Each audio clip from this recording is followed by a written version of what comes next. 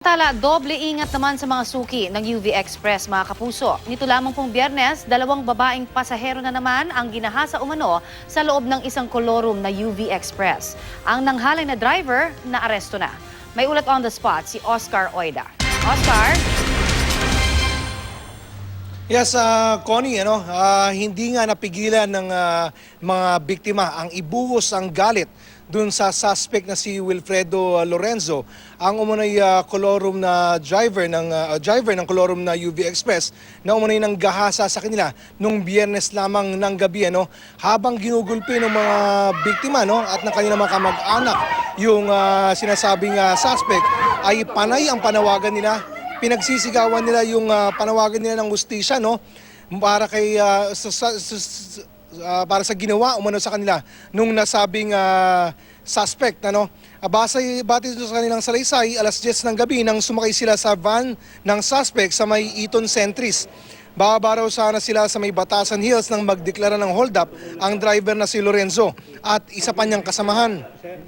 Matapos makuha ang kanilang cellphone at iba pang mga gamit, halinin na raw silang ginahasa na mga ito habang nasa loob ng van. Ilang beses daw silang nagpaikot-ikot sa Caloocan bago sila ibinaba sa may Sauyo Road sa Quezon City.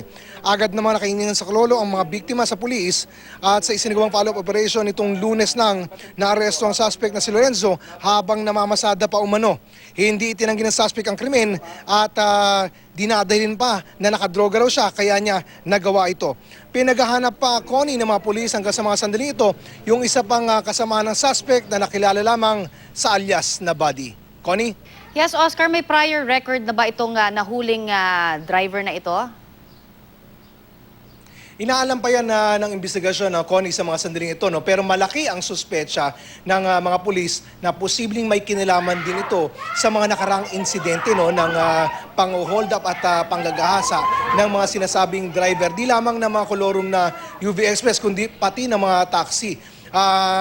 Sinabi sa atin ng mga pulis kanina na may mga insidente nga previously, actually madami daw insidenteng ganyan at inaalam nila ang posibilidad na may kinalaman ang mga ito sa mga nasabing kaso ng panggagahasa at pang-hold up.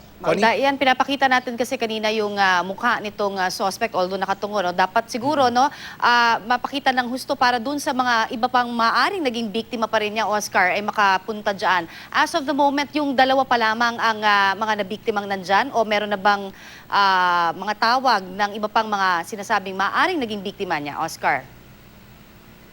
As of the moment, Connie, dalawa pa lang ang nandito.